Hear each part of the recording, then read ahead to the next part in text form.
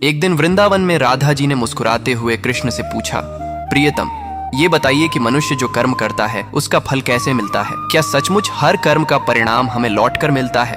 कृष्ण ने मधुर स्वर में उत्तर दिया, राधे, संसार कर्मों का बगीचा है। इसे समझाने के लिए मैं तुम्हें एक कहानी सुनाता हूँ। एक बार एक राजा ने अपने 3 मंत्रियों को बुलाया और उन्हें आज्ञा दी कि वे अपने अपने थैले लेकर बगीचे में जाएं और वहां से अच्छे अच्छे फल जमा करें। तीनों मंत्री अलग अलग बाग में गए। पहला मंत्री ईमानदार था। उसने पूरी निष्ठा से मेहनत की और राजा के लिए ताजे, मीठे और उत्तम फल चुने।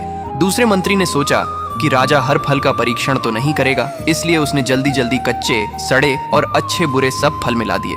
तीसरे मंत्री ने सोचा राजा तो थैला देखकर ही संतुष्ट हो जाएगा, खोल कर कौन देखेगा, इसलिए उसने आलस्य में आकर अपने थैले में सिर्फ घास पत्ते भर लिए।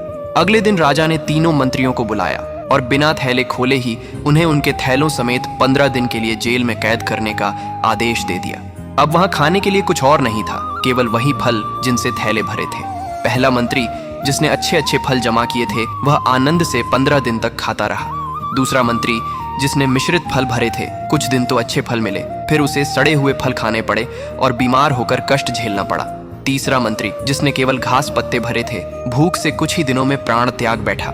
कृष्ण ने राधा की ओर देखकर कहा, राधे, यह संसार भी उसी बगीचे जैसा है। हर मनुष्य अपने कर्मों से अपना थैला भर रहा है। जो सच्चे, पवित्र और शुभ कर्म करेगा वही सुख और शांति पाएगा। जो मिलावट करेगा उसे फल भी उसी के अनुसार मिलेंगे, और जो केवल आलस्य और बुरे कर्म करेगा उसके पास अंत समय पर कुछ भी नहीं बचेगा। इसलिए जीवन में हर पल अच्छे कर्मों का संग्रह करना चाहिए, क्योंकि यही आगे चलकर हमारे जीवन का सहारा बनते हैं। जय श्री कृष्ण।